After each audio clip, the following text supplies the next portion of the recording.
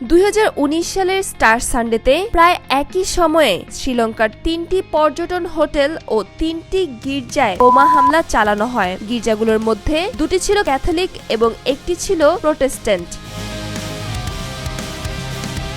ভয়াবহ ওই হামলায় 260 জনের বেশি মানুষ নিহত হন। নিহতদের মধ্যে 42 জন ছিলেন বিদেশি নাগরিক। হামলার পর গঠিত একটি সংসদীয় তদন্ত কমিটির প্রতিবেদনে বলা হয়, হামলার বিষয়ে গোয়েন্দা সংস্থাগুলোর কাছ থেকে একাধিকবার সতর্কবার্তা পাওয়ার পরও পুলিশ ও গোয়েন্দা কর্মকর্তারা যথাযথ ব্যবস্থা নিতে ব্যর্থ হন। এই ব্যর্থতার জন্যই সাবেক পুলিশ প্রধান জয়সুন্দরাকে অপরাধমূলক অবহেলার দায়ে দোষী সাব্যস্ত করা হয়েছে।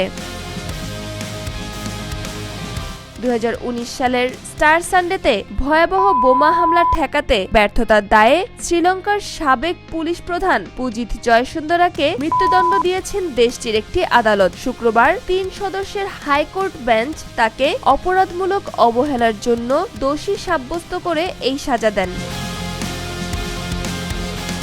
তবে শ্রীলঙ্কায় 1976 সাল থেকে মৃত্যুদণ্ড কার্যকরের উপর একটি অনানুষ্ঠানিক স্থগিতাদেশ রয়েছে। ফলে আদালতের দেওয়া মৃত্যুদণ্ড সাধারণত যাবজ্জীবন কারাদণ্ডে পরিণত হয়। দেশটির বর্তমান প্রেসিডেন্ট মৃত্যুদণ্ড কার্যকরের উপর এই স্থগিতাদেশ বহাল রাখার পক্ষে।